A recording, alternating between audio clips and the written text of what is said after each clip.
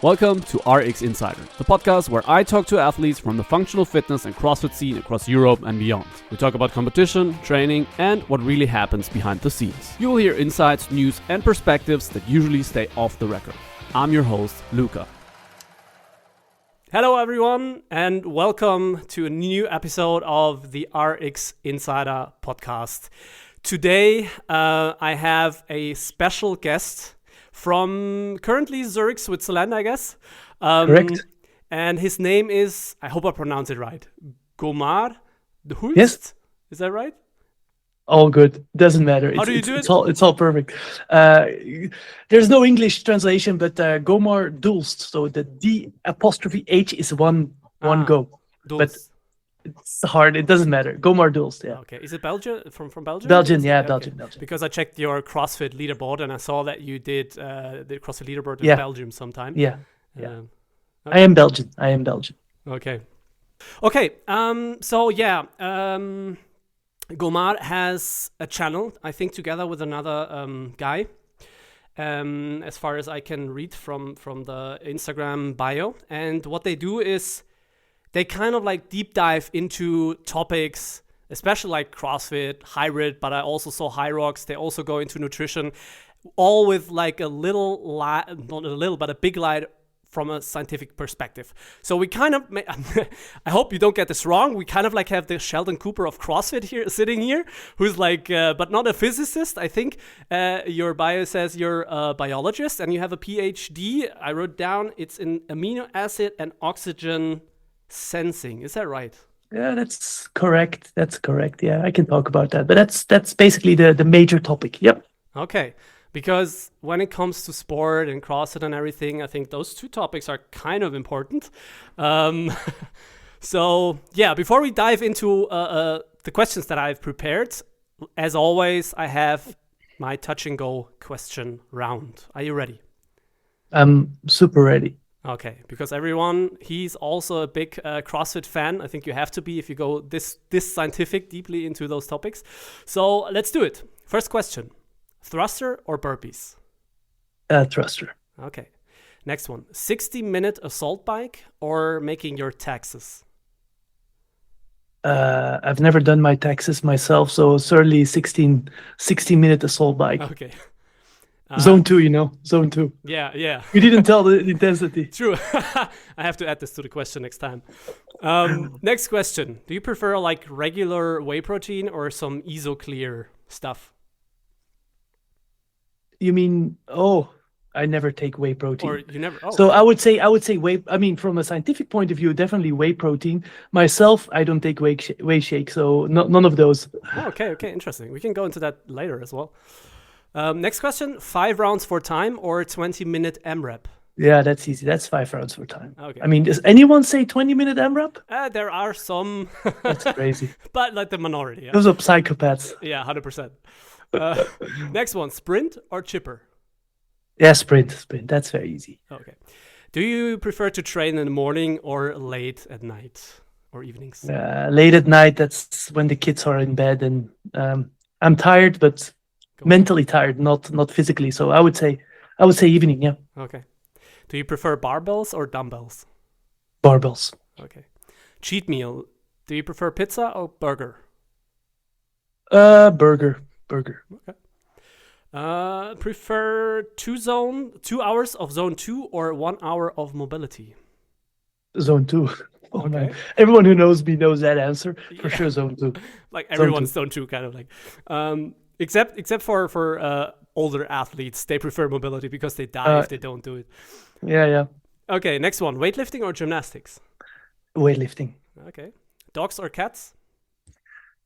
Yeah, not really cats. I have a cat, but I'm not that much into those. But cats, yeah. Okay. And last question: Fraser or Froning? Yeah, Froning. Rich Froning. Why Froning? Yeah, that was fast. I mean, I've been to Mayhem, the gym. Now we can talk about that later. Yeah, Froning. He has the aura. He's Mr. CrossFit, and when I started 15, 14 years ago, obviously he was in his prime, or just a little bit after he was in his prime, and yeah, it's like the Tiger Woods of Froning. Okay, yeah, he definitely is the GOAT. like, and he lives it. Like, that's crazy. Yeah, he lives it. Yeah, So you said you're just like 14, 15 years you're doing CrossFit now? yeah, very long, very long. Yeah, I started CrossFit when the third gym in Belgium opened. CrossFit Leuven. Leuven is a city, a university city in the middle of Belgium, and I started there. Coming from let's say, so I did university, I did sports sciences, and I learned the typical basic movements, the Globo gym stuff.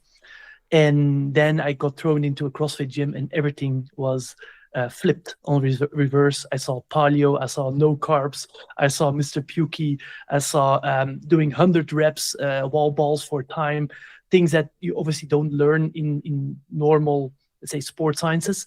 And that intrigued me. And I got also very fit and very muscular by doing this. I was like, okay, this stuff works. And I didn't really like too much of the controversy also related to science. Also, we can talk about that. But I did like the fact that it was a little bit rogue, a little bit different than usual. It was very hard, obviously. And yeah, it just attracted me. And then it definitely also started to attract me from a scientific point of view. Why do athletes get so strong?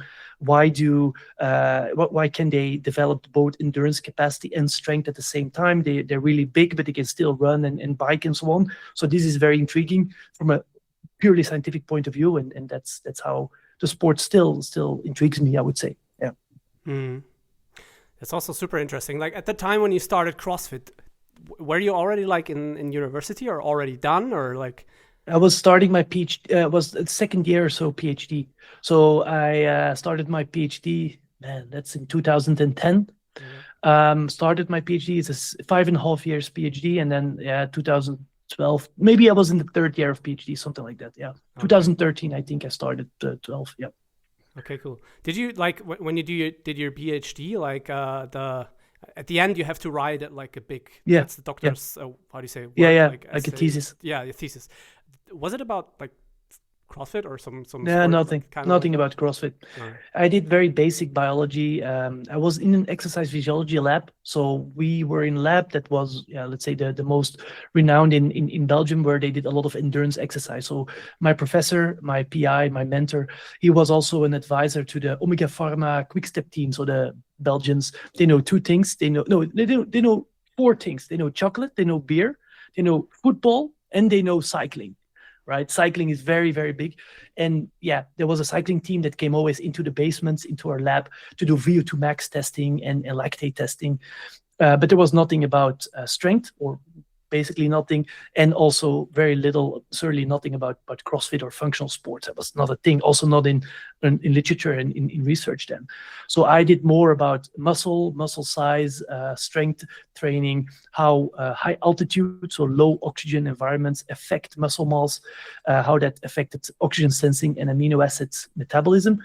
So I was a little bit like the rogue of the whole lab, because I was interested in not pure endurance, but also some strength work. So that's how it all went, kind of. Yeah. Okay, that's super interesting, I think. So I can already sense, you hear the wordplay, I can already sense that you're pretty passionate about that, like the whole thing. So let me start with one question that I wrote down, and I thought like this is a good one to start with. So on a personal level, like what was one of the most fascinating or surprising results that kind of like changed the way you train, or you view how the human body in this training realm kind of like works? What would you say? So one of the things we did with WOD science, or one of the things that is actually quite interesting, and there is a lot of interest from researchers, and that's important, is this interference effect. And that means that if you do strength training, typical literature is you do whatever, leg extension, squats, leg press, and then straight after you do cycling or running, like straight after. Okay, so you do 30 minutes, let's say, of strength, and then 30 minutes, whatever, conditioning, zone 2, or even higher intensity. Then we know that there's an interference in the signaling, or potentially in interference in the signaling between the enzymes that relate to muscle growth, and then they get kind of blunted by doing straight afterwards endurance exercise. Because, as you all know, a marathoner looks completely different than a power lifter, and that is adaptations of the muscle. So if you would do them both in close proximity, you probably have some kind of a blunting effect, certainly when you are a good or a top-end athlete. Not if you're a beginner, it doesn't matter, but certainly when you are getting towards a high level, doing large amounts or decent amounts of, let's say, cardio when you want to grow muscle is likely somewhat negative on the muscle building side, all right? And that is, again, coming from more traditional sports like pure global gym as well as endurance sports. And obviously my little CrossFit hat came there and said, like, we are doing this all the time. Like, if I go to the gym, certainly in the beginning, that was quite interesting, maybe some background. My gym at CrossFit Leuven, this guy, he came from the powerlifting world. He was like a full-on powerlifter. And then he came into the CrossFit like really early, 2012 or something. And he said, guys, the only thing that is really important in CrossFit is strength. Like, you do power, you do back squats, all that stuff. And then the workout, that's like playing. That's not so important. He always said that, right? So we did large amounts of weightlifting and actual gaining muscle, and then a little workout like Fran or 5-minute workout. That was actually very complementary because it was high intensity. And yeah, so whatever. And then I moved towards Zurich, and there we did more, how you see it now, 30 minutes of strength, like back squat, and then a 20-minute AMRAP or something. So more like separated. I was thinking, like, why are we doing this? Like, it doesn't really make that much sense because you are always interfering. So what did we do with maybe people who are listening to this have seen it? 2 years ago and also 1 year ago, we started the hybrid projects. And basically what that is, we ask our community to online, so remote, you do 1 week of pure metcons and skill work, like high heart rate, only that, right? And the next week you do only strength work. So CrossFit style, but you do only strength work, you see? And then you keep doing that for 9 weeks, 10 weeks. And the other group does the same training, that's important, exactly the same training, but they do it within the same day, like a typical CrossFit session would be. The strength part would be first, and then the endurance part or metcon part would be second. And we call this hybrid training, whatever you want to call it. It's maybe not the perfect name, but we call this interference hybrid 1.0 and 2.0. And we saw in general that both groups improved. So the CrossFit methodology or whatever methodology works really well, strength and CrossFit style workouts. We did a lot of test batteries. But in general, if you take all the data together, certainly there is some edge for doing this hybrid style of training, where you do, let's say, 1 day of strength, and then the next day you do more an endurance type metcon skill work.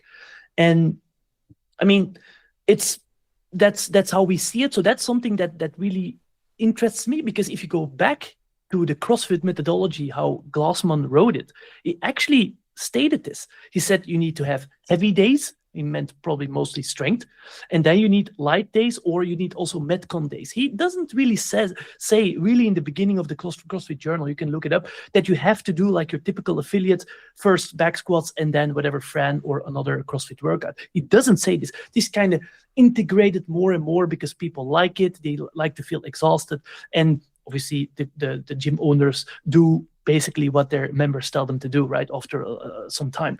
So yeah, that's something I learned, long-winded answer, but that's something I learned, that if you want to get to, let's say, a very high level and you want to build certain parts of your fitness, it's better to focus on that part. Let's say 1 day you want to get stronger, do 3 days out of 7 pure strength. Don't do a metcon, and maybe do the metcon or the zone 2 session somewhere separated, maybe 6 hours later if you have a lot of time, or you do the next day.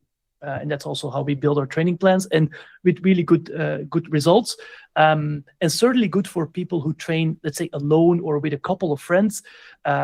If you do it in an affiliate, it's maybe a bit more difficult because people like, as I said, the split routine. But if you're alone, it's probably a really good way to hit those plateaus, or to break through those plateaus sometimes, what you have certainly in CrossFit. So yeah, that's one of the things that I learned, and also from my own experience with actually doing the studies and collecting the data, which I think is important. Just a quick break, guys. Here's Luka. I just want to let you know, if you like the podcast, please leave a follow. And now enjoy the rest. Okay, Okay, I have a couple of points listening to you talking about that. So first of all, I want to paraphrase. So just try not to do strength and conditioning at the same kind of like time block. Give it some time in between because you will benefit. Or that's what you found doing your research and your tests and everything. And this was in decently well-trained athletes. And you will benefit in both strength and also conditioning. Yes. More than the compared group too. Yeah, slightly. So some tests, not all tests. Like as I said, like both groups improved one group 7%, and the hybrid group around 10% in all tests. But yeah, sometimes there's some tests that didn't give anything. And this is again mostly in experienced athletes, because people who follow our page and also want to do those studies have 5, 6, 7 years of experience. They know how to do CrossFit, right? If you are a beginner and you really step into a CrossFit gym, it probably doesn't matter. Just jump in, do the skills, learn the skills, get stronger. Well, how do you differentiate? Sorry to interrupt, but how do you differentiate? Like, I mean, a beginner is kind of like on a scale, right? It's not 0 or 1. So what is a beginner? So when should you really think about being this specific about your training? I think if you can master 95% of the skills in CrossFit, if you can do most of gymnastics movement, if you can master the squat snatch, those very technical movements, that probably means that you have done already some work, because CrossFit is a very technical sport, like super technical. I think there you can think about, okay, if I want to keep improving my 1RM snatch, which is, by the way, very important in CrossFit, yeah, it's probably better to maybe focus a full hour on weightlifting, doing some back squats afterwards, than always doing this Metcon 12 minutes of jumps and whatever. You see, if you don't have all those skills, potentially it's less important. It depends also, not only beginner, but also what you want to achieve. If you just want to have fun and get fitter, likely doesn't matter too much. But if you want to take it maybe a little bit to the next level, for sure, like many of your audience or people listen, then I do think it might have a long-term impact. Yeah. That's actually pretty cool. And staying here, like, first of all, how much time do you think is at a minimum necessary so that you have those effects? And is it important what you do first? Like, if you do 2 sessions a day, is it important to do strength in the morning and then later at night Metcon, or it doesn't? Do you have any reference or experience on that? Yeah, there's a good study done in rugby players. So rugby is a little bit similar as CrossFit. It's high intermittent sport, heavy athletes, muscular athletes. And what did they do? Very eloquent study in France with the rugby 7 guys there. So it's a big sport in France. They did 4 groups, right? One group did no training. One group did strength only training. Okay, so only strength. So they did half squats and bench press, what rugby players always do, right? And then there was another group that did 5 groups, sorry. And there was another group that did the strength part, and then straight after, like 0 time in between, they did intermittent sprints and cardio on the field, right? And then a 4th group did the same strength, but then they waited 6 hours to do the cardio. 6 hours between the strength and the cardio. And then the 5th group did again the same strength, but then the cardio was 24 hours after the strength. Okay.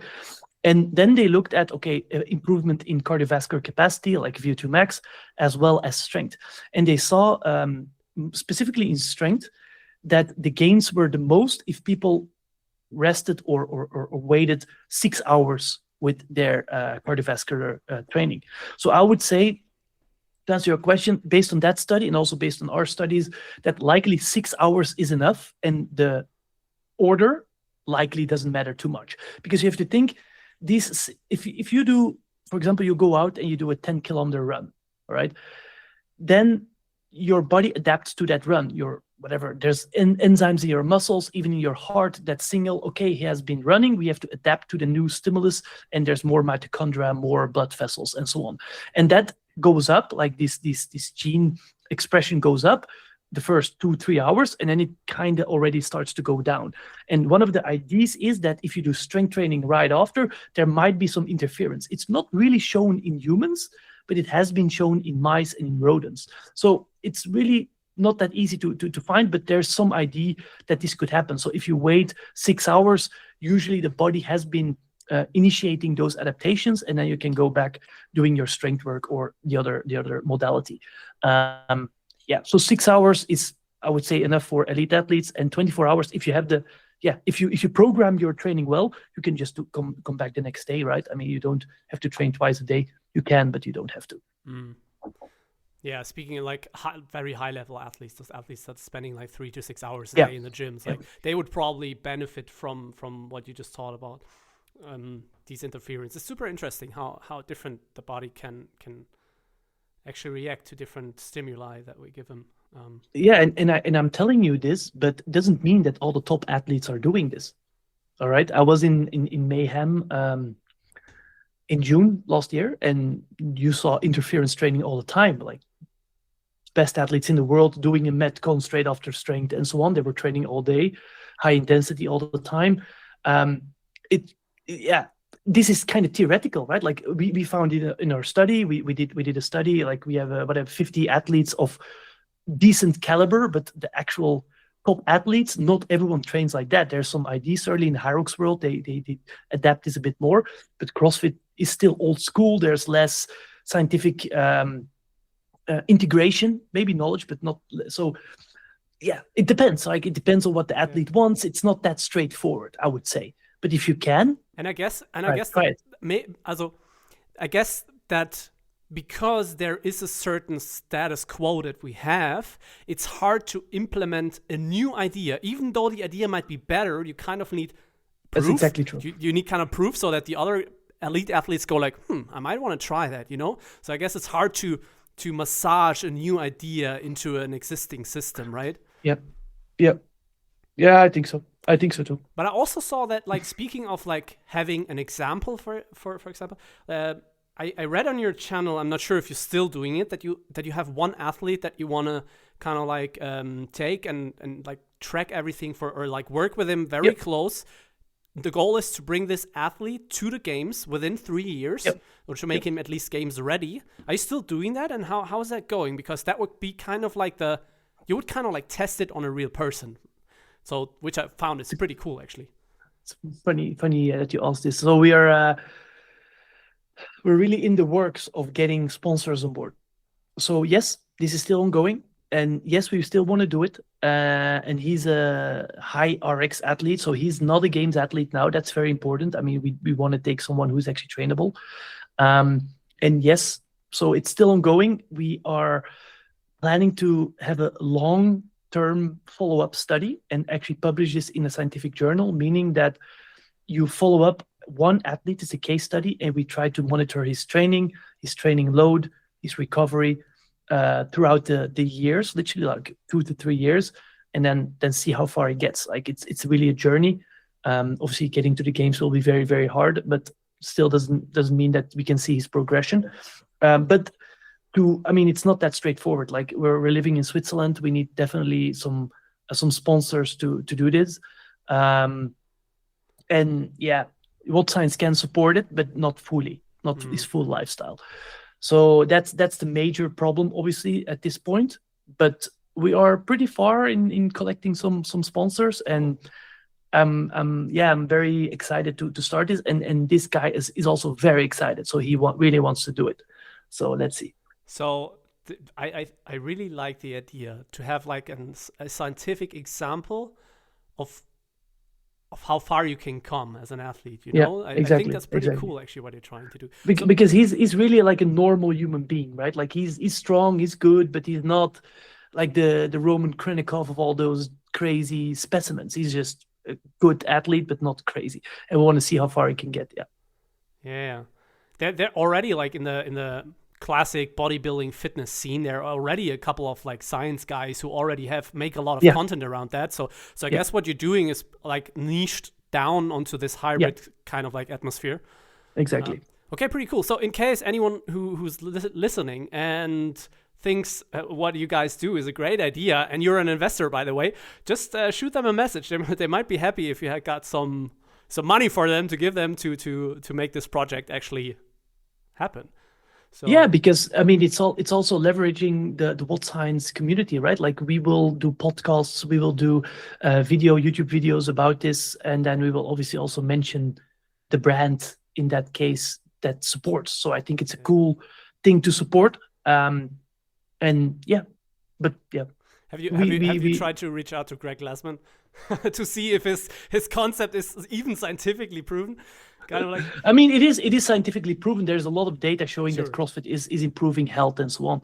So and he obviously comes from the way of CrossFit is a method of getting people healthy off the couch, right? It was not necessarily his goal to make a sport out of this. I think this is a long discussion. yeah, So, but yeah, in any case, it is a cool sport. So yeah, 100%.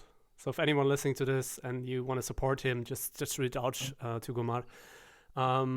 Yeah, I like the idea, and also actually wrote down a question that was kind of like, if you had like 2 million and you could use probably like 20,000 super good athletes, like what would you actually test? Like what was the one thing that would go like, okay, I want to do this, if you had unlimited resources and athletes and money? Is it that project, or would you also do something else? yeah, I'm obviously biased because I'm going to mention the project that I'm working on, right? Okay, let's put this one aside because this is pretty cool already. But is there another one that kind of like? Yeah. What we want to do? So as I said, like I'm interested in the blend between functional fitness and traditional sports. And one of the things we know from traditional sports is, if you have a young athlete, he comes to the lab and he's a cyclist, right? And you measure his VO2 max, his maximal oxygen uptake, and how far he can get in a ramp test to exhaustion, we call that. So it means you start at low intensity, go up until you cannot make it. And there's a very good correlation to talent detection and also just overall fitness. I mean, it's the most used fitness parameter in research. But you cannot really do that in functional fitness. Yes, you can design such a test. You can do, for example, X amount of burpees, X amount of thrusters, and some rowing. You always increase the reps and the weight, and then the athlete will also get exhausted, like a dead by burpee or a dead by, maybe if you've done those workouts. It's similar, but still, you don't really know at that point that much.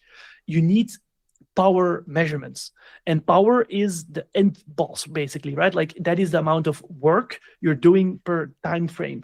And if I am doing 10 thrusters and you are doing 10 thrusters with the same weight, we will have different power. Even though we do the same amount of reps, our power will be different because maybe you are a little bit taller or shorter than me. The bar has to move less or less far and cover less distance. All right, and so it's not very useful to have a fixed amount of reps and doing then increasing those reps, because it can be that the athlete who is way taller is doing or producing way more power in the beginning than some small person who's doing the same amount of reps. You see what I mean? So you cannot really design that well those kind of tests. I mean, yeah, What it doesn't. about a cyclist? Like there are also taller and smaller cyclists, probably. Yes, but the power is the same. So you fix the power. So you start at 100 watts. That is the amount of like literal power you produce with the cranks. Okay, and that is fixed. Like that. If you're tall or not, okay, maybe it is. You have more leverage, and it will be, let's say, metabolically easier to produce that power. But that's fine. Like the power is still the power. That's the correct measurement. And with as I said, like with reps, you cannot really do it because. Let's say, right, like you, we do 100 thrusters for a time, you against me, and you do them in 1 minute faster. It takes for me, whatever, 8 minutes, and for you, it takes 7 minutes. In CrossFit, we say you are fitter because you were faster. But if I can measure your mechanical power, and it might show, because you're way shorter than me, that you actually produce less power than me. Okay, because you have to cover less distance with the thruster. You see what I mean? And therefore, from a scientific point of view, I wouldn't necessarily say you're fitter than me because I can maybe produce more power. So it's really like a semantic discussion. And now we have the capacity to go back to your question. I'm collaborating to make devices and to make sensors that can assess that power using functional movements. Okay, so we can actually transpose, we transpose a bike test towards a burpee test or a thruster test or a pull-up test. And then we can use that data not only to do testing, as I just explained, but we can also say, maybe you've heard about threshold, like lactate threshold. We can say, okay, your lactate threshold is at 320 watts, just an arbitrary number. Okay, let's say you want to, like all the endurance athletes do, I want to do threshold training. Okay, this means that for a certain amount of time, you do intervals of 5 minutes or 10 minutes at threshold, 2-minute rest. With the knowledge we have in CrossFit or in Hyrox, we cannot really do it using functional movement because we don't have power. Okay, so using that metrics, we can transpose or we can take your individual watts and say, okay, if you do, I'm talking about EMOM, for example, 30-minute EMOM. If you do 15 wall balls, 13 pull-ups, and 20 lunges at that weight, you individually, that would equate to your specific threshold power. So you can do threshold training and actually have way better improvement in your training compared to just doing whatever workouts, AMRAPs, or just always going all out or having no idea about the intensity. Okay, so that's a project we're working on, and that is also something that I want to educate trainers to be able to do that to their athletes. You see, so that they can actually use some of those scientific findings and implement that into functional fitness. I think it's highly important to not just always randomly do workouts, but actually have some idea not only about the modality, but also about the intensity and the effect on the body. So we hopefully don't need 2 million francs for that, but at least that is something that intrigues me because it blends the physiology and also the biomechanics, kind of. Yeah. Okay, that's really interesting. Let me just get this clear. Like, if you define power, what's that? That's weight times what variable? Load divided by seconds. The amount time, of work, load, and distance. Yes. So the work you're doing over a certain amount of time. Okay. That's the physics of power. And obviously, if you want to go faster on a bike, you need to produce more work in a shorter amount of time. So that's why you produce more power and go faster uphill or whatever. Okay, if you look at the same with thrusters. If you look at because I think everyone understands, okay, if I know my bike WOD is like, I do a 20-minute WOD test, for example, and I know, okay, these are kind of like my numbers. I understand how can I get faster on a bike. But when we come to doing a burpee, it's like, and you said like there's so many different variables, like you have longer legs, shorter legs, bigger legs, whatever. How, like this project you were talking about, like how do you measure that? Do you go like, okay, your tibia is like this length and this, and then you have like a table, and it's like, or how does it work? It's interesting. So or is it we have this thing. It's a IMU. It's a very simple. You can look it up. It's it measures acceleration and movement through time. All right, and you place it with a strap on the chest.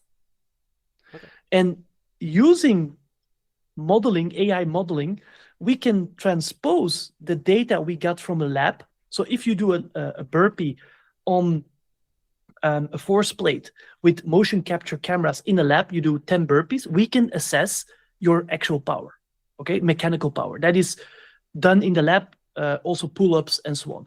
But that's very nice for you. But I mean, no one does burpees on a force plate and in the lab. You do it in the gym.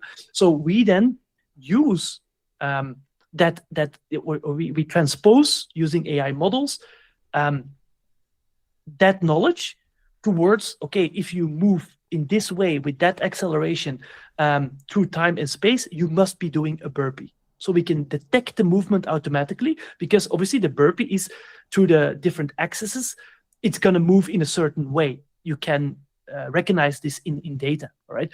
And then we can also transpose that using finding a mechanical power. That's like the next step.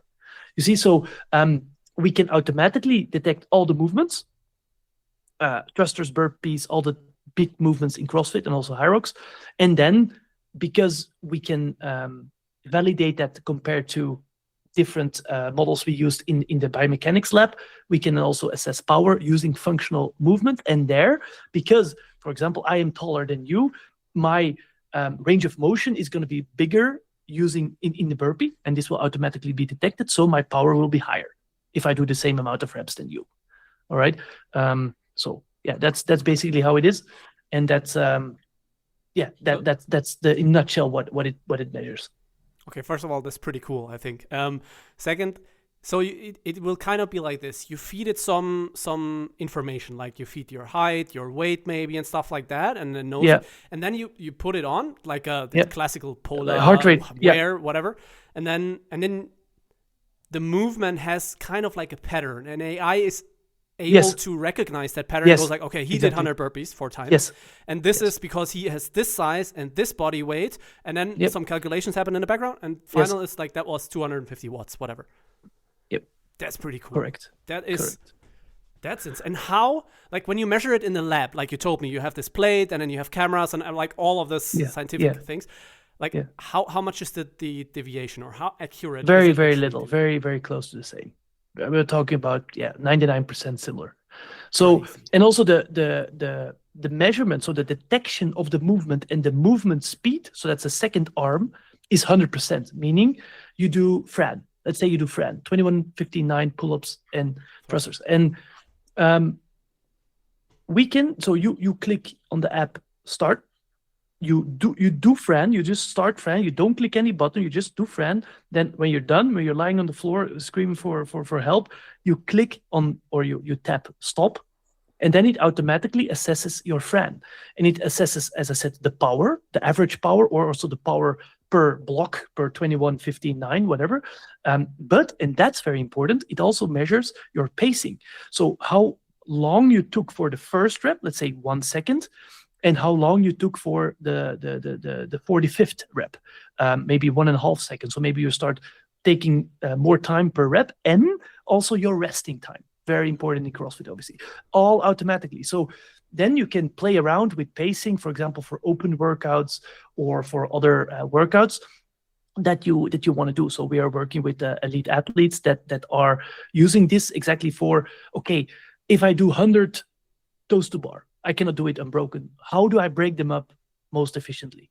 Right. So pure pacing doesn't even matter about power.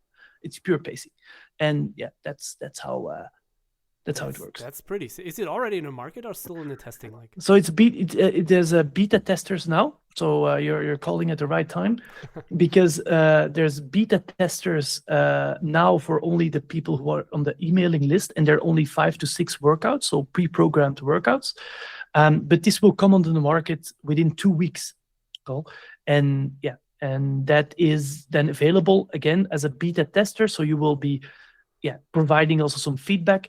And it will be mostly, as I said, 5 to 6 workouts that you test, see how it works. And then the goal is not only, so it's a collaboration between WOD Motions, that's the company, and WOD Science, meaning that we will provide, for example, as a challenge, a workout, and then you do the workout, there's a leaderboard and so on.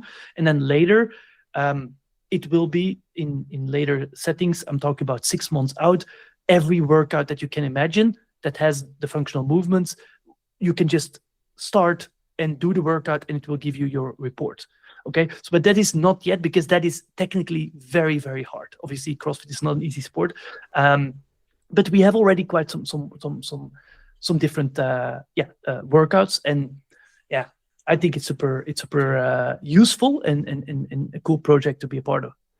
I think this, as it sounds insane, like in a positive way. It is insane because think about it. Even like the moment you start bringing this thing to the market, and even it's a beta test, it's like the more people that use it, the more data you have, the better you can make it by itself. And it kind of goes in an upward spiral. You know, it's just it's all about So now we are also asking for grants, for example, to be able to validate what I said, like the physiology, the lactate, the heart rate, towards functional tests, where we can use functional tests to see how fit someone is. Because 3 years ago, I had a collaboration with the University of Basel, and we did a typical physiological profiling of a CrossFit athlete. So we're having 60 high top-end CrossFit athletes, games athletes, semi-finalists, and well-placed open workouts, open finalists, and we let them do a VO2 max test on the bike. We let them do strength tests in the lab, right? And we found very mediocre results. Like their VO2 max was not high, their strength was high, but okay. But we didn't test like CrossFit specific movements. And I was always thinking, these guys, they just do stuff that they're not used to, like biking until exhaustion. A CrossFitter doesn't do that much, certainly 3 years ago, right?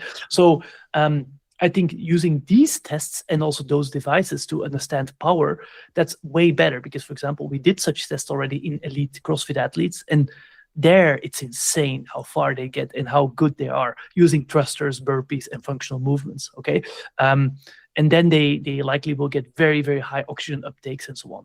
So that is that is something that initiated this project. Like the traditional sciences are not made for CrossFit or functional movements. They're made for cycling, football, strength sports.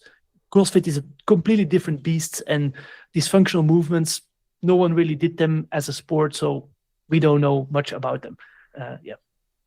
That's pretty cool. It's like if you sit on a bike or C2 bike, whatever, and you just watch the monitor. It's kind of like that's the thing. You just put it on your body, and your phone shows you the data that usually your C2 bike monitor shows you afterwards. This is the many watts and so on. That's pretty cool, man.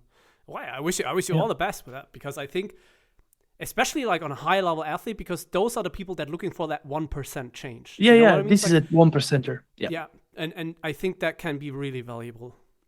Yeah. And even for people who like are RX athletes and want to learn how to pace, for example, like it's incredible. Like if you do a 15-minute AMRAP, right, with medium weight, like not body weight, but something like 95 pounds, something decently, but how long you are resting in such a 15 minutes workout. If you are moving more than 50%, you're doing a good job. Moving, actual moving. Yeah.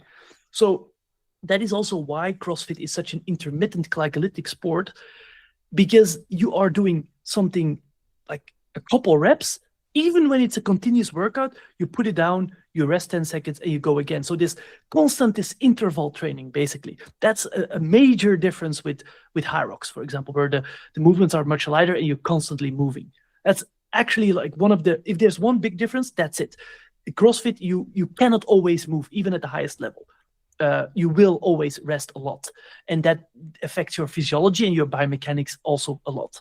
You see?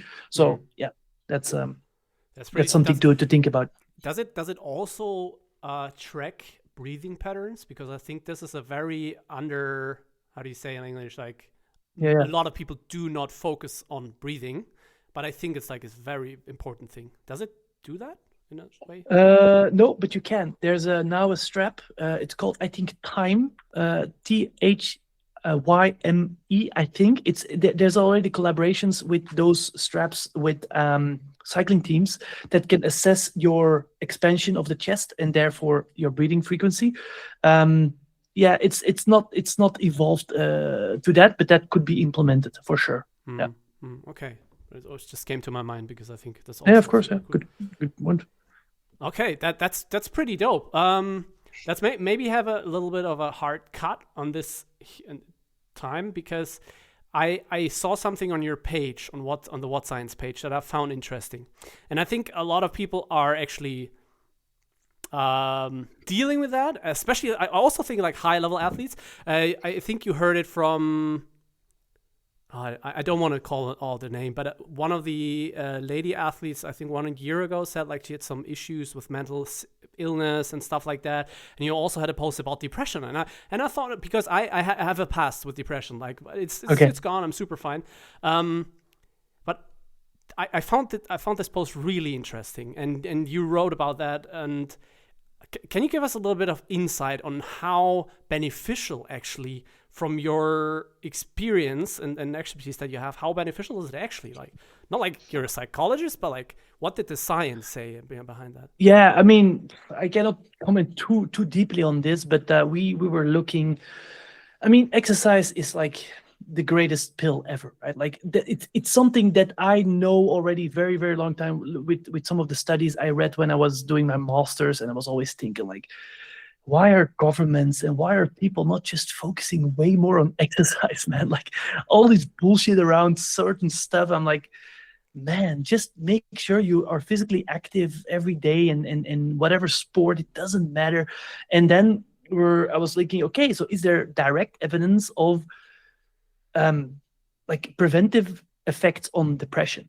And so there were some good studies, and those studies are overview studies. So they look at 5, 6, 10 studies that have been literally looking at, okay, you follow up people, whatever, 10,000 people, 5,000 of those do enough exercise and 5,000 don't, all right? And then you see which ones develop cardiovascular disease and other diseases, but also mental problems such as anxiety and depression.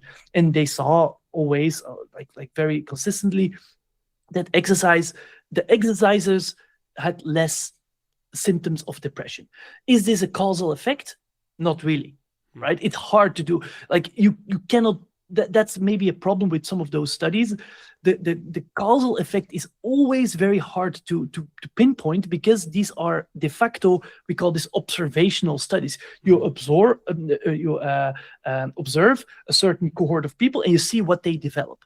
And that's, by the way, why there's so much confusion about nutrition, because many of those studies are also observational. It's not that easy to have a big group of people all of a sudden start healthy for 2 years. It's not fundable. It's not that easy to do those studies. So what they do, they observe people. Oh, they eat a Mediterranean diet and they live longer, so it must be the Mediterranean diet. You see, so it correlates, yeah. I mean, more than it correlates. Yeah. But in this case, yeah, I mean, the data is very strong related to these observational studies that exercise might have an effect, because there's also some mouse studies, and that's my interest more, some mechanistic studies. I mean, it has been 4 years ago since I read those studies, but these were published in very top tier journals, that there are some hormones and exerkines. We call this exer is from exercise, and kines is, let's say, small molecules that get expressed by the muscle that have a direct effect on brain and could, for example, lead to lower symptoms of depression, because these things you can do in mice, right? You can make them depressed and then, for example, let them exercise and so on and manipulate their brains. Very cool research if you're interested in this. So there are some mechanistic explanations. I'm not the expert here to fully explain these, but like you're always one workout away from a good mood. That's clearly a hormonal effect. All right. Like, yeah, that so yeah. I believe, personal belief is that there is some cause and effect, so actual causation because of the mechanistic effects. And you yourself, I mean, didn't do it. You didn't really go into that topic and do your own tests and studies and kind of like no, that. this I didn't do. This I didn't do. I'm really a muscle biologist, and I'm looking at the physiology. No, but there is certainly good research, and yeah, I highly encourage, if you're interested in this and having some bad thoughts, certainly looking into those studies, because they're strong. They're very strong. Yeah, I think like what you just said is really cool, actually. But like building a bridge to another topic here. So anxiety, depression, mental illness and stuff like that. And on the other side, we have, for example, burning out from training, for example. I saw a post on your page and I think you did some testing on that. It said the cost of training too hard. Yep. So there's a fine line between having peak recovery and limited recovery. What was your take on that, and how far did you go into testing how it affects actually training? Yeah, so this we didn't test ourselves, like as I said, like with the hybrid and so on, but certainly very relevant to the CrossFit world, right? And also Hyrox world, in my opinion. So why do I mean, I mentioned this a lot in my own videos as well. Like this exercise intensity is something very interesting, because if you look at the data, and again, I draw back to what we know, and what we know is from the endurance world, we know a lot of good scientific findings and also applied science. And what we know from the 90s to the 2000s, people looked at how elite athletes and well-trained athletes, how do they train? Like, what is their intensity distribution? And they do a ton load of zone 2, right? Like massive volumes of low intensity work. And they run marathons at 210, 250, all right? So insanely fast, but they do massive. And that's interesting because if you then again look at the CrossFit athletes, and even now Hyrox athletes, they don't do 80% of their training in low intensity. Like maybe they do vice versa, right? 20% or even 10% low intensity. I don't know exactly there. But the whole idea about CrossFit is you go super hard, you adapt, you rest, and you go back again, all right? And I think, again, this depends on your level. If you are a newbie and you have to get accustomed to the workouts, I do think that just going into the gym 3 to 4 times a week and go super hard is probably the best bang for your buck if you look at performance. But once you are getting into some sort of a plateau or you have been training for a long time, I do think you need some more aerobic adaptations. And aerobic adaptations mean you increase your ability to use and consume oxygen for energy. That's basically it. So this means you build more mitochondria, you build more little vessels around your fibers, and that you will likely do mostly by doing more training volume, all right? Not necessarily low intensity volume, training volume, like more training, more erg work, more whatever. And you can only do that practically, if you think twice about it, by doing some low intensity work, because you cannot always go hard on the bike and you just can't. Like if you want to train 20 hours a week, like actual moving time, please don't go 20 hours of CrossFit Metcons. You will be burned out in 2 weeks, all right? But if you do 5 hours of CrossFit Metcons or 6 hours and 10 hours of, I'm talking about cardiovascular, and 10 hours of zone 2, that you can sustain. Like if you have the time, you see. So it really depends on the athlete, and we also, again, in our training plans, we do incorporate 1, sometimes 2 days of low intensity work using sometimes functional movements. So it's a practical effect of how can you handle a large amount of training volume if you want to get to the next level. And the only way of doing that is incorporating some low intensity work.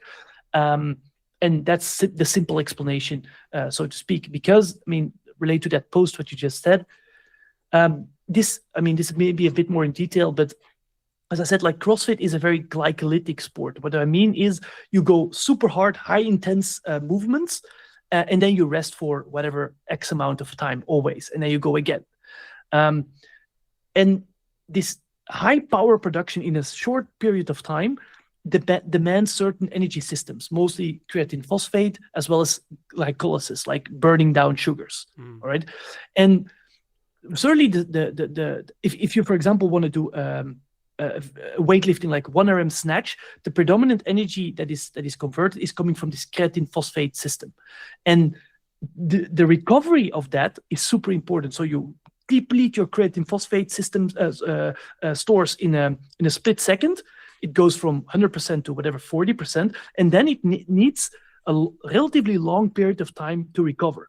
And you probably have done that. If you do 5x5 back squats, you cannot go again the first minute. You need to rest 2 minutes, maybe sometimes 3 minutes. That's this creatine phosphate that kind of normalizes. And this coming back, this normalization depends on how much oxygen can be delivered to the muscle. Okay, that's an important part here. So if you have well-established aerobic capacity, you likely are able to repeat your sprints or repeat your high-intensity work faster. And that's key in CrossFit. You see? So it's not only about who's the strongest. It's also who can repeat his 70%, 80% of 1 hour, like the quickest. And yeah, that is basically related to your aerobic capacity as well. And that's, for example, I did once a workout together with Jelle Hoste. He's a Belgian athlete, and we did Macho Man. It's a funny anecdote. Macho Man, it's now I have to say it right. Like I think 3 power cleans, 2 front squats, and a jerk, or something around that, like weightlifting. All right, and he did it with 90 kilos, and I did it with 60 kilos. And you do it every minute on the minute, and you just do one complex, and then you rest. And that's a very beautiful workout to see, where he depleted his oxygen, like his muscle oxygen, to a certain extent, but always when he went back, like when he started again his round, he was fully recovered. And for me, this was the same the first 5 rounds with 60 kilos, so a lot less. And then I started to break down. So I couldn't recover my creatine phosphate stores. I couldn't recover my oxygen stores, let's say. And I started to break down, and I had to stop after 15 minutes, and he could just keep going. Like, no problem. And that is because he's just better equipped in that. And maybe our 1RMs are probably not that far off, like back squat, for example, like whatever, 20 kilos. But when he does that workout, it destroys me. So something to think about. And it's a bit of the nitty gritty, but certainly important. So doing more to draw the chain and to kind of like summarize what you just said in my own words, like more mitochondria helps. More mitochondria comes with more volume.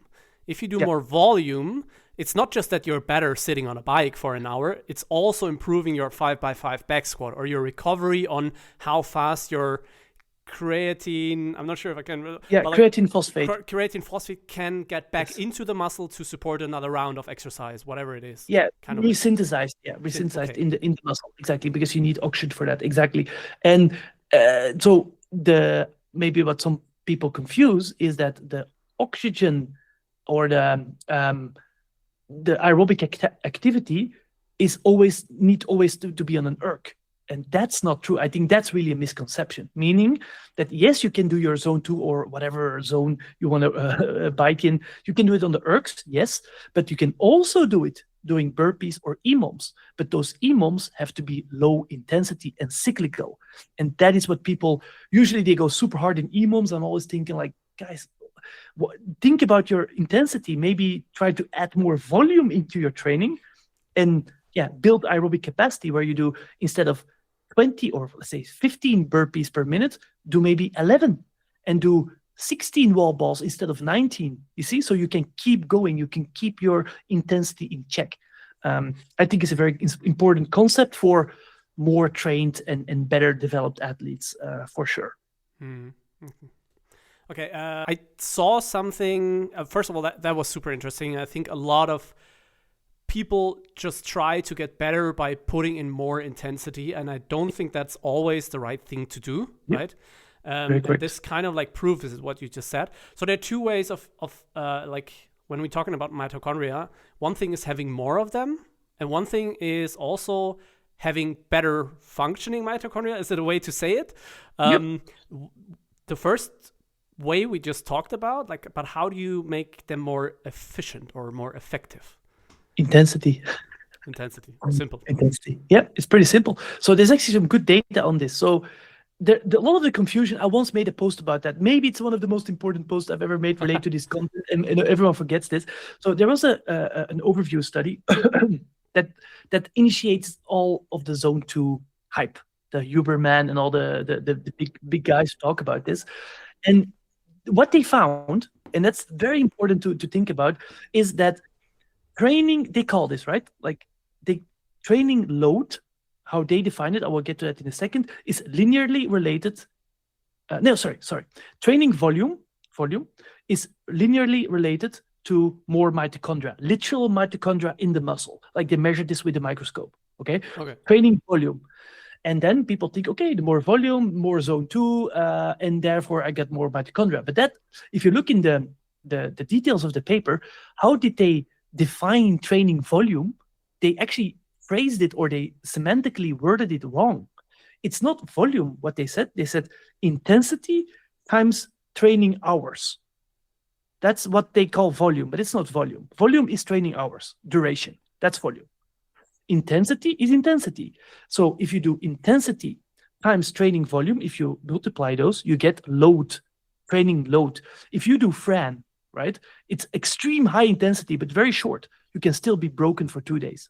Okay. Yeah. If you do a Zone 2 session for 3 hours and you can step on a bike the next day, easy, no problem. You see, so the load on your body is higher with Fran than with the zone 2 session, even though the zone 2 session is way longer. And they made, in my opinion, a crucial mistake, actually a semantic mistake, by calling this training volume. So everyone thinks, okay, that's super important. So we need to do a lot of volume, but it's load. Okay, so that's what I said. The more load the body can handle, likely, even independent of intensity, will boost your, let's say, like mitochondria. Talk about purely mitochondria here. So that's one. That's important. So if you can, that's the important part. I talked a lot with a good friend of mine, Lucas Esslinger. He's an OG in the CrossFit world. Maybe you know him. I know. And he did almost never low intensity work. All right, he was really from the old school, and he did hard. He also was a student, so he didn't train 20 hours at all per week. He did way less, but high intensity. Okay, and he was also very strong. But because his body could cope with that genetically, right? I couldn't do it. I would be broken, but he can do it. He can actually build quite a lot of volume in his training if you would measure his training time. So that's why also like high intensity volume you're talking about. Yeah, but it's still volume, right? Yeah. And he won the marathon row in 2017 or 19. I think 17 marathon row. That's pure aerobic capacity. He won that. That's right? insane. So, and he never. I mean, he probably trained this a little bit, but he never did like hours on the rower, right? So that is something to think about, that some people just accept high intensity and they will also get better. And that's also how the games athletes work. They do a lot of high intensity and they get better, clearly.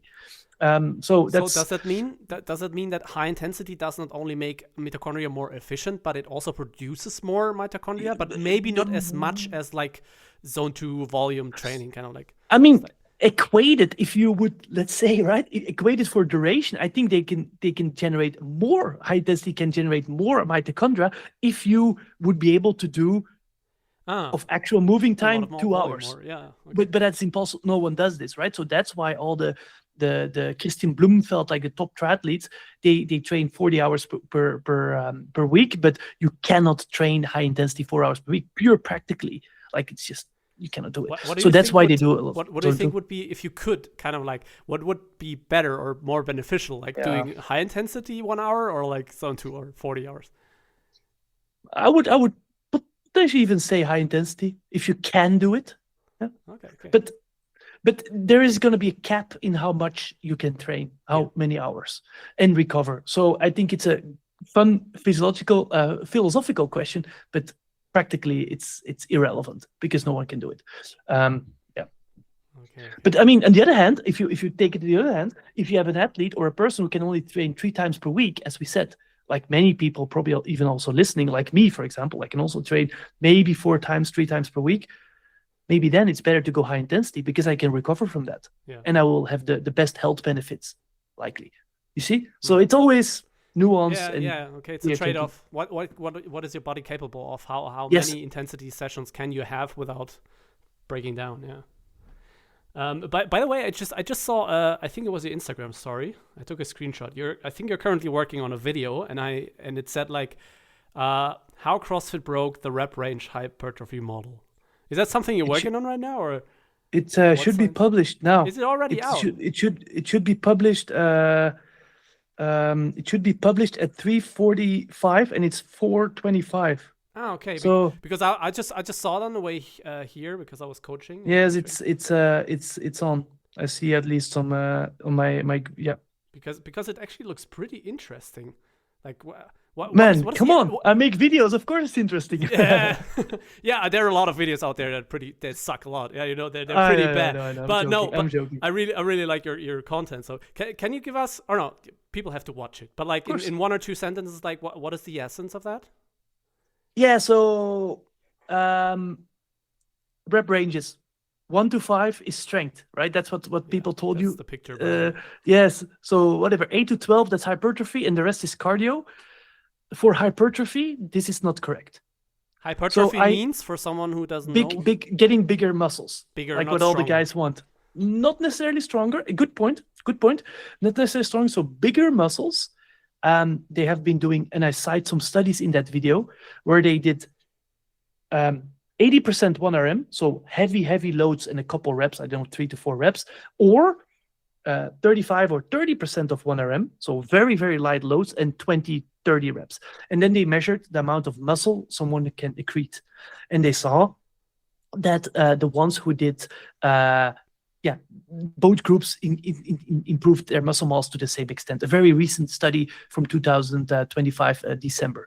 So yeah, that's basically what I try to explain, and I obviously give it a little wink with CrossFit, because what I find is that, or just empirically, is that CrossFitters are moving in very wide range of rep ranges.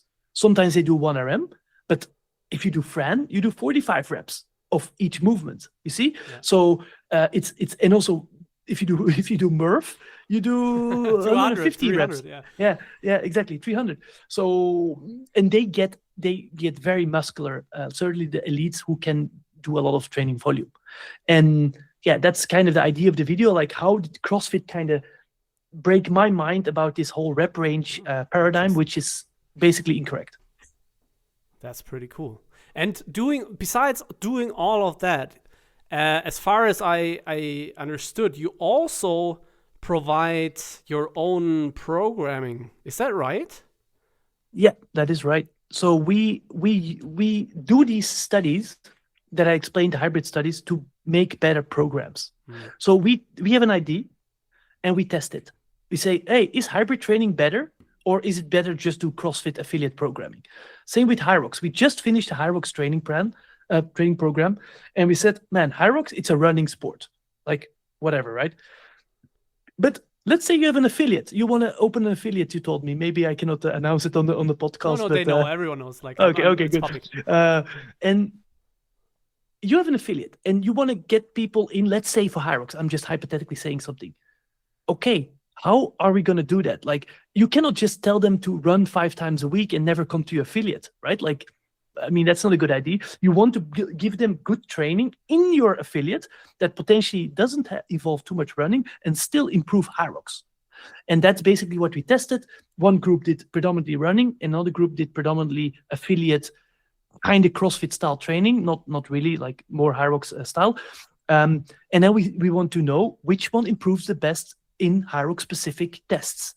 And there we base our programming on, like, okay, that works well, so we actually try to implement that. Next study in next week I will announce will be a master's project. Like, how can you improve your fitness the best as a master? All right. Do you have to train a lot but short time window, like 6 times but 40 minutes to improve recovery, or do you train 3 times 90 minutes with longer recovery?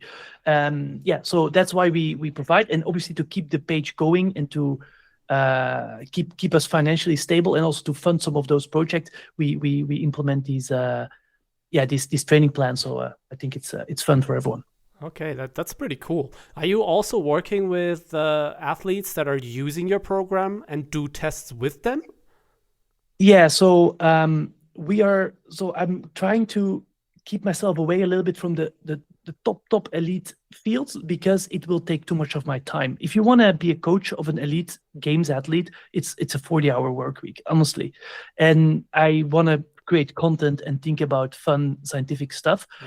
What I do, and this will also be documented, I work together with Adidas, where we implement testing for their athletes, and we have a full week of testing. So that, yes, as an advisor, but not myself. No. Okay. That's, okay. So it's not the games project will be one part, as we mentioned. Oh, okay. Wow, pretty cool, man. That's a lot of stuff going on your plate, dude. That's pretty cool. Like, I told you I was quite finicky, that I couldn't stand still. Yeah, so, I get the vibe. You're kind of like you're sitting on, like, you know those. I think they sold it in the 90s. Like this place where you stand on and it kind of vibrates the whole time, and you kind of like that's. You know those. I don't know. At one point, there was the thing in the lazy BS. Yeah. Dude. Okay. Yeah, that's crazy. Just do CrossFit, man. God damn it. Yeah. Fucking hell. It's really like that. It's that simple. Just go find a CrossFit box and do CrossFit 3 to 4 times a week, and you're good. I agree. Okay. I agree fully. Maybe one last question, and then we can finish the podcast. So what do you think I'm not sure which question I would want to choose. Okay, but I take this one. In which area of human physiology are we still, scientifically speaking, most in the dark? Maybe with a little focus on the hybrid CrossFit scene. What would you say? Yeah, but I have to repeat myself here. It's Okay. everything. Yeah, unfortunately, it's. I mean, look, the science in functional fitness is very low quality and not that much in quantity, because it's not an Olympic sport. Governments don't care. It's a private company, whatever. But on the flip side, it is done by a lot of people. Like a lot of people do CrossFit. A lot of people certainly do high rocks. If you look at it for participation in sports, right? But there's not that much funding. So if you go to government or whatever funding agency said as a researcher or a professor, hey, I want to do a big training study in CrossFit athletes, you likely won't get much money. And that's important, to get money to do those studies, all right? So related to functional fitness, I think we're grasping in the dark in all areas: physiology, psychology, muscle accretion, and so on and so forth. So it's fun for me. I can think about these things and try to do my own research a little bit, at least also with university. But it's not that easy to take muscle biopsies and so on, because there's not that much funding. So I think the mechanical power, as I explained, like how to transfer mechanical power, like work and power, actual power, towards functional movements, and how to integrate that to physiology, that's a completely black box. And that's something I'm willing to spend some time on to try to open, at least. Yeah. Okay, that's pretty interesting. It's kind of like there are a lot of people doing this sport, but it's also like the high-level athletes, only the top X% can live by what they do, kind of like. Yeah. And it's probably even worse for people like you, who, imagine you wouldn't have like your own programming and stuff like that. It's like, how are you able to get money from that sport, kind of like, and from the science behind that sport? You would always have to kind of like find someone, right, to support and stuff. It's not like football, for example. Probably football is like there's science backed also, I would guess. Yeah, certainly. And because there's a direct link to, for example, GPS signals and how fast an athlete runs and how well the team will do and how much money they will get, right? Yeah. So, but also one of the things with WOD science is, and I'm coming from a scientific background, I really don't want to be influenced by other parties. So I don't take any sponsors. I don't take like whatever. I'm not sponsored by anyone. It's a very rational take that I did with my co-founder, because I want to speak freely about everything, whatever I want. All right. And that is, I think, very important, and sometimes forgotten now in the world of social media, that a lot of people are influenced by whatever. It's fine. I understand them. But the fact that we can bring some services, like a course I'm building, the different plans I'm making, and be self-sustainable, that is cool for me. Like that's what I want to keep as long as possible. Obviously, if there's some cool brands potentially could collaborate with, but I don't want to. Yeah, that's something that people who follow the page for a long time, I've been citing this a lot, and that's, I think, very important in the time of AI and of fake citations and of everything, that the authenticity of the content stays relevant, and that's, I hope we can try to keep doing, and yeah, it's time consuming but very fun, and yeah, I think that's important to understand. I think that's also a how do you say, a creed that as a scientist you have to have. How can you name yourself a scientist if you are like, if you say what someone else pays you to say? You know what I mean? It kind of like contradicts of what I think of being a scientist. It definitely contradicts. Yeah. Definitely. It's a very hard thing, because in science, certainly in Europe, there's also in the States, there's less and less money. Like it's all about like funding, right? Like, and I always tell my boss, because I'm still 50% employed by the university, like we should try to at least collaborate more with private companies. I mean, it's pretty like kind of a hot take, but it's not because, I mean, WOD science, it's something else than an actual, like, someone who does the science. Like WOD science, I have to be, I think, very independent. And if a supplement company would pay me, I cannot say anything wrong about a supplement, right? Because they sell it. That's already kind of hard. But if you want to do a big study and you want to involve some private company and understand their wearable or so on, it might be okay. Like, it's not the end of the world, and you can still be unbiased. All right, and you can do better research because there's just more money from the private point. So I don't know. It's a very hard.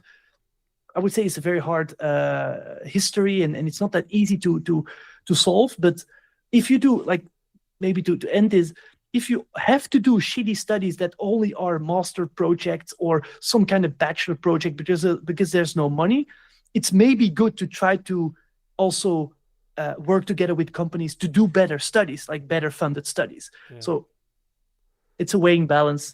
I don't know. True. Well, I mean, in the end, as a scientist, you're a truth seeker, right? Not a. I mean, and you have you have to dance. It's a fine. It's razor sharp. Like, you have to find the balance between, do you want to sell your soul, or do you want to be like what you like, to be? And I know, but if you cannot be a truth seeker if there's no funding, and certainly in functional fitness, it's just like, yes, we are super interested about this, and hopefully your listeners as well, but it's still quite a niche thing, and certainly governmental organizations, I just had a call with someone from the granting agency. They have zero clue what it is, so they don't know what a burpee is. Like, how can they ever provide you the money? Like, really? And I tell them, yeah, so it's not that straightforward. We really live in the bubble. Don't forget. Yeah, it makes absolute sense. Well, I was talking to different banks because I have to finance my gym, right? And talking to them, they go, like, what is this? What is the Hyrox? CrossFit? Like, you feel like you talk to mushrooms. Like, yes, bro.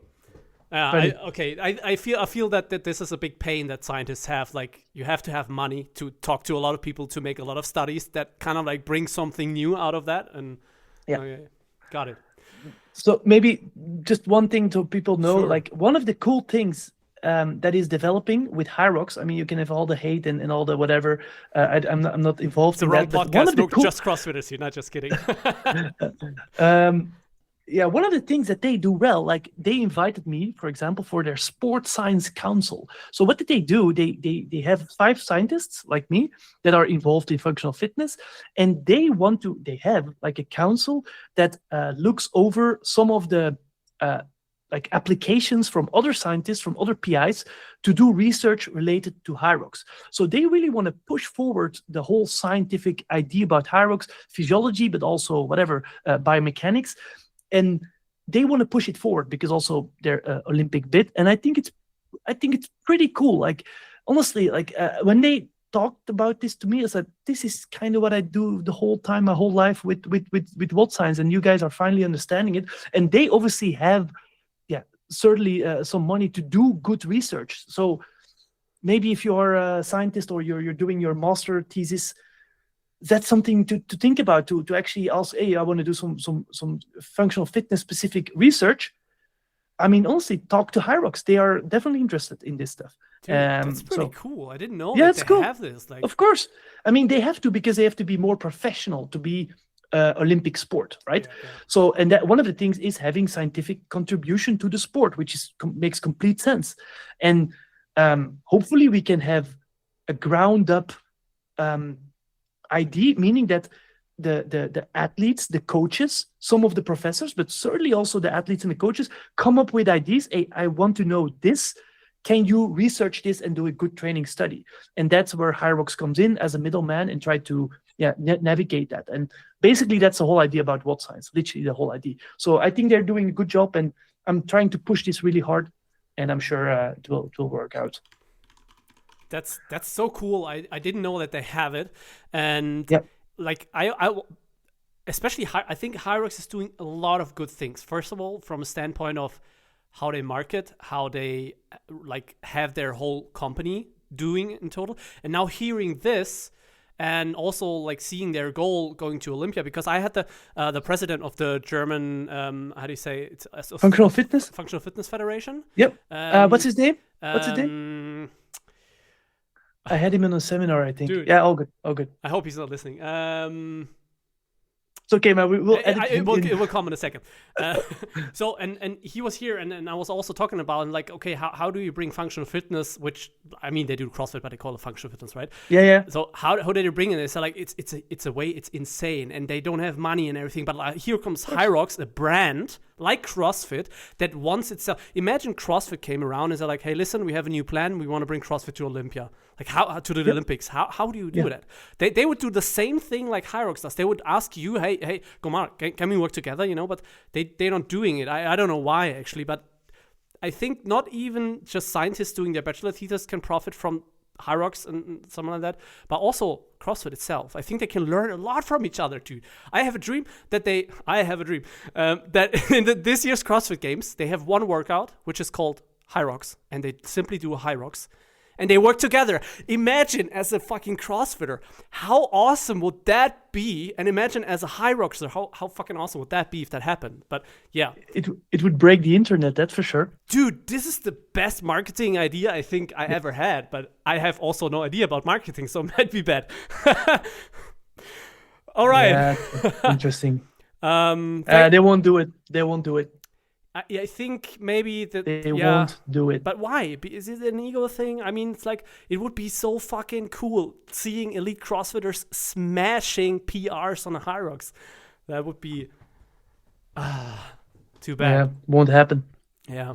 So Dave Castro, if you see this, please talk to the guys from Hyrox. They're also Germans, by the way. I can bring him in contact. They will be very open. I'm not sure if he is, but let's see. Okay. Thanks a lot for this piece of information that you just added to the podcast. I think that gave a lot of value. And Gomar, thanks a lot. I've learned a lot in here, and I hope a lot of the listeners as well.